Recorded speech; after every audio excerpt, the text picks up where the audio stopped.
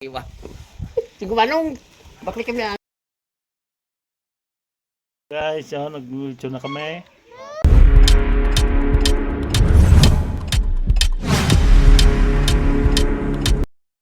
Alright mga kabatang, yun, magandang umaga sa inyo lahat at yan na nga po ang nagpapaikot ngayon tayo ng lechonan. Gawa nga po dito, may okasyon na naman dito sa probinsya.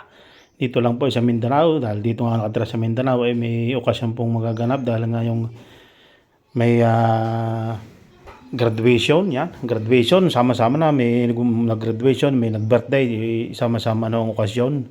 Dito lang po kami sa aking mga hipag, yan, dito sa probinsya, sa Mindanao. So yan, may mga ginagawa nila, naghihintay nga lang ng pagluluto ng lechon at matagal-tagal ang luto nito. So yun, mga pamangkin, mga asawa ko yan, shoutout sa asawa ko yan, kay Lisa Rodrigo Reyes yan, mga kabatang, yan. So video-video muna tayo, yan, at habang naghihintay sila, talagang matagal maluto ang lechon. So yan, mga ginagawa ng mga pamangkin namin, yan, mga nag-ML, yan, mga kabataan ngayon.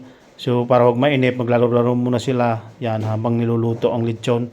So yan, balik po tayo sa lechon, yan, at malapit-lapit nang maluto ito. Talagang na golden brown na, mapula-pula na siya. Mapula na talaga yung lechon, talagang medyo mga 1 oras pa yan mga kabatang. So talagang pagluluto ng lechon sobrang tagal. Habang matagal, lalong sumasarap ang lechon. So talagang yun ay pagka tumulo ng tubig, yan ay malapit-lapit na ang luto at saka pag malino na ang luto ng tubig. So yan, at nagpapalit na ako, tuwa nang ako yung ngalay na. Kanina pa ako nagpipihit ng lechon. Talagang mahirap po magluto ng lechon, gawa po ng sobrang init po niyan. May init po yan, sobrang kainitan yung summer ngayon. So talagang tsaga-tsaga lang sa pagluluto ng lechon.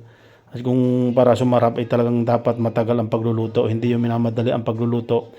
Pag minamadali, hindi masarap ang luto ng lechon. Pag yung matagal, mga 3 to 2 hours, ang pagluluto, talagang masarap po yan. So yun, kain na, luto na yan.